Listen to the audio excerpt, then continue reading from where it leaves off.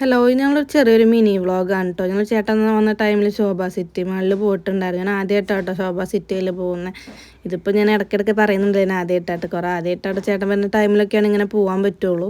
അതുകൊണ്ടാണ് ഇപ്പോൾ ഞങ്ങൾ പോയ സമയത്ത് അവിടെ മറ്റേ ചെറിയൊരു ലുലു മാളിലെ ടൈപ്പ് തന്നെ കേട്ടോ. കുറേ ഷോപ്സൊക്കെ ഉണ്ടായിരുന്നു, കുട്ടികൾ കളിക്കാനുള്ളതൊക്കെ ഉണ്ടായിരുന്നു. പിന്നെ ഈ മോമോസോ എന്ന് പറഞ്ഞ കടയിൽ കയറി കേട്ടോ.